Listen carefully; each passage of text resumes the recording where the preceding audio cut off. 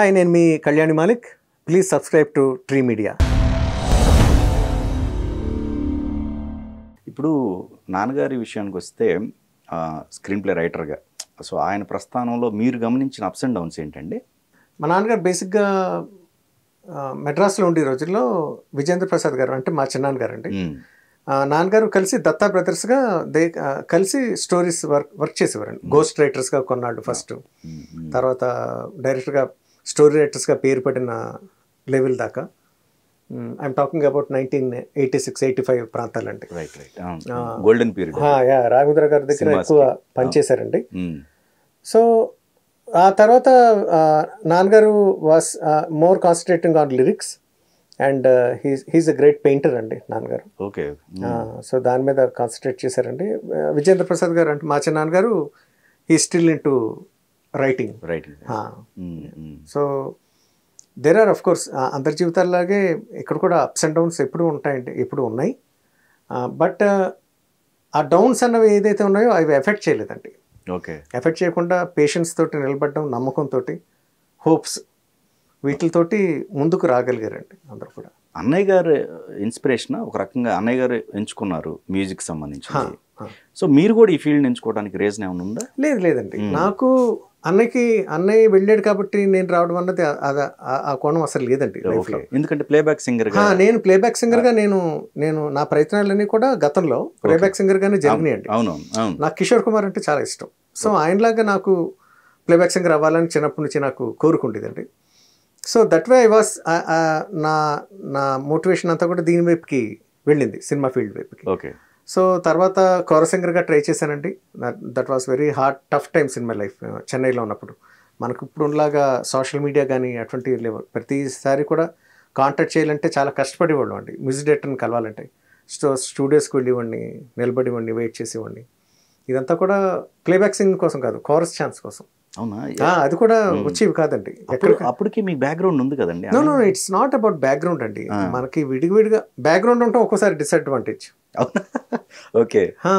ఫలానా అని చెప్పి మన మీద మీరు ఎదుగుకొలిది కూడా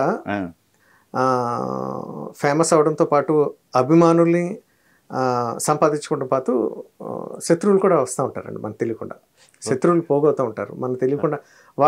వాళ్ళతో పాటు మనకి పరిచయం లేకపోయినా సరే మన మీద ఏదో ఒక గ్రడ్జ్ పెట్టుకుని ఉంటారండి, ఓ పలానోడు కదా అని చెప్పేసి. ఓకే. సో ఆ రకంగా ఒక్కసారి బిగ్ ఫ్యామిలీ అన్నది ప్రతిసారి కాదు, ప్రతి ఫ్యామిలీలో నేను జనరలైజ్గా మాట్లాడలేదండి. బట్ జనరల్గా ఒక్కోసారి అది డిసడ్వాంటేజ్ అవుతుంది, మనకి అడ్వాంటేజ్ అవ్వడం పోయి.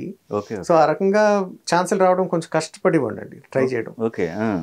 ఇప్పుడు మ్యూజిక్ డైరెక్టర్ పేరు ఎత్తను కానీ నేను ట్రై చేసిన రోజుల్లో ఎందుకు మీ అన్నయ్య ఉన్నాడు కదా కిరవాణి గారు, వాళ్ళ దగ్గర పాడచ్చు కదా, తను ఎందుకు ఇవ్వట్లేదు లేకపోతే అన్న లాంటివి కూడా అడిగేవారు. అంటే నా వాయిస్ ఏంటి, నీ వాయిస్ పనిచేస్తా లేదా, ఇప్పుడు నీ వాయిస్ బాగోలేదు అని అంటాం వేరండి. కరెక్ట్. ఇప్పుడు ఏదమ్మా ఒక పాట పాడు అంటాం జనరల్గా. ఇప్పుడు మీరు నాకు నటించడానికి నాకు ఛాన్స్ కావాలని వచ్చారనుకోండి, ఏది ఒక వీడియోది ఏమన్నా ఆడిషన్ అడుగుతారు, అంతవరకే. ఆడిషన్ నచ్చలేదు అనుకోండి, లేదు బాబు నాకు నచ్చలేదు, లేకపోతే నువ్వు పలానావాడు కాబట్టి నేను నీకు ఏమను అంటాం తప్పు అవుద్దని నా ఉద్దేశం అండి. సో అటువంటి ఎక్కువ ఫేస్ చేశాను నేను when I was trying as a playback singer and chorus singer. So తర్వాత అన్నయ్య దగ్గర నేను అసిస్టెంట్గా జాయిన్ అవ్వడం జరిగిందండి, కంపోజింగ్ అసిస్టెంట్గా. That was a great step in my life, నా అదృష్టం కింద భావిస్తాను. 96లో. అండ్ తర్వాత మేము హైదరాబాద్ షిఫ్ట్ అయిపోయామండి. నేను 2000లో చెన్నై నుంచి, అప్పటికే సినిమా ఫీల్డ్ అంతా ఇక్కడికి షిఫ్ట్ అయిపోయిందండి. ఇది చెన్నై నుంచి హైదరాబాద్. నేను 2000లో షిఫ్ట్ అయినండి. 2000 నుంచి పెర్మనెంట్గా నేను హైదరాబాద్లోనే ఉన్నాను నేను. అప్పుడు కూడా విపరీతమైన ప్రయత్నాలు, ఆర్పి పట్నాయక్ గారి దీన్ని కలవడం, లేకపోతే అప్పుడు ఎవరైతే ఉన్నారో మణి గారిని, ఇలా రకరకాలుగా స్టూడియో ఏదో ఒక ఛాన్స్ రాకపోద్దా అని చెప్పేసి నేను బేగంపేటలో చికోటి గార్డెన్స్ దగ్గర పేయింగ్ గెస్ట్గా ఉండేవాడినండి. 2200 ఓకే నా monthly rent along with food. So ఆ 2200 సంపాదించడానికి నానా యత్న పడేవాడిని. 2200 వస్తే బాగుండు, నెల ఎలా కడతామని చెప్పేసి అన్న లాంటి స్ట్రగుల్స్ నుంచి whatever I'm today, it's all because of my hopes and patience అండి. Okay, it's just because of my patience and నా మీద నాకున్న నమ్మకం. ఏదో రోజు మంచి రోజు రాకపోదా, మనకు వచ్చిన అవకాశాన్ని సద్వినియోగం చేసుకుంటూ అది చిన్న సినిమా పెద్ద సినిమాని చూడకుండా చేయడం బట్టి ఈ స్థాయికి ఈ స్థితికి నేను రాగలిగానండి. ఇక్కడ మీరు అంటే నాకు రాజమౌళి గారి స్టేట్మెంట్ కూడా గుర్తొస్తుంది. ఒకానొక సిచ్యువేషన్లో ఆయన స్ట్రగుల్ పడ్డప్పుడు అన్నయ్య గారే చాలా వరకు కూడా హెల్ప్ చేసి ఆయనే ఉన్నారు మాకు అని చెప్పేసి. అవునండి, అన్నయ్య అప్పుడు మాది చాలా హ్యూజ్ పెద్ద జాయింట్ ఫ్యామిలీ అండి, అందరూ కలిసే ఉండేవాళ్ళం. సాలిగ్రామ్ మెడ్రాస్ అప్పుడు అన్నయ్య చక్రవర్తి గారి దగ్గర అసిస్టెంట్గా చేసేటండి ఒక 2 years ఎంతో 2.5 years. అప్పుడు తను సైకిల్ మీద వెళ్ళేవాడు, ఏవిఎం స్టూడియోస్కి సైకిల్ మీద తను వెళ్ళేవాడు అండి. తను సంపాదించిందంతా కూడా ఇంటికే.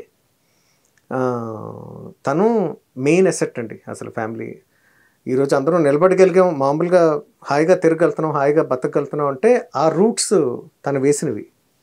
అప్పుడు తను కష్టపడి సంపాదించి తను పోషించిన దానికి గాను దాని ప్రతిఫలం అండి మాది ఇదంతా కూడా. సో ఆ తర్వాత తను మనసు మమత అని ఫస్ట్ సినిమా అండి రామోజీరావు గారు పరిచయం చేశారండి.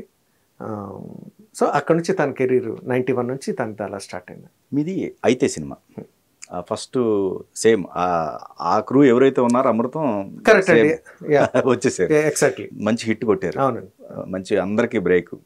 సో అయితే చంద్రశేఖర్ రేలేటి గారికి మళ్ళీ మీ కాంబినేషన్ 18 సంవత్సరాల తర్వాత మళ్ళీ కుదిరింది చెక్ సినిమాతో. ఎందుకు ఇన్ని సంవత్సరాలు గ్యాప్ ఇచ్చారు? అంత కాంబినేషన్ ఫస్ట్ కాంబినేషన్. అవును, అది చాలా దురదృష్టం అండి అంత డిలే అవటం. There are so many personal reasons behind that. Okay, which I don't want to discuss about that. But నాకు తెలుసు. సో దాన్ని జరగలేదు అంతే అండి. నేను వెయిట్ చేశాను, కొన్ని కారణాల వల్ల తను నా దగ్గరికి రాలేదు. వ్యక్తిగతమైన కారణాలు చాలా ఉన్నాయండి దాని వెనకాల. నథింగ్ కెరీర్ సంబంధించి కానీ ప్రొఫెషన్ సంబంధించింది కాదు ఇది. సో అందుకని అంత గ్యాప్ వచ్చేసిందండి. అండ్ తర్వాత చెక్ చేసాం కానీ we were hoping to be a big hit, but అది సరిగ్గా ఆడలేదండి ఆ సినిమా కూడా. సో అది కూడా ఫస్ట్ నేను కాదండి, అది సినిమా ఫస్ట్ అన్నయ్య తోటి స్టార్ట్ చేశారు. అన్నయ్య చేసాడండి దానికి మ్యూజిక్ ఫస్ట్. అంటే కంపోజింగ్ సైడ్ అంతా కొంత అయింది. తర్వాత కోవిడ్ రావడం, డిలే అవడం, తర్వాత తను విరమించుకున్నాడండి కొన్ని కారణాలు. తర్వాత ఇంకో మ్యూజిక్ డైరెక్టర్ దగ్గరికి వెళ్ళారు, తనతో సిట్టింగ్స్ అయినాయి అన్ని. తర్వాత లాస్ట్లో ఏదో వర్కౌట్ అవ్వక ఫైనల్గా అది నా దగ్గరికి వచ్చిందండి. సో ఆ రకంగా లాస్ట్లో ఇంకా 2-3 monthsలో రిలీజ్ అవుతుంది సినిమా అనగా నేను నన్ను పెట్టుకోవడం జరిగిందండి ఆ cinema. But I tried my best. రెండో సినిమాకి అన్నయ్య ఎంటర్ అవటం అనుకోకుండా ఒక రోజు కావచ్చు. అదే ఆ సినిమా యాక్చువల్గా ఏంటంటే అక్కడ మీరు కాదని లేకపోవచ్చు, లేకపోతే ఏది జరిగే కానీ మొత్తానికి యాక్చువల్గా ఒక 2 మంచి సినిమాలే.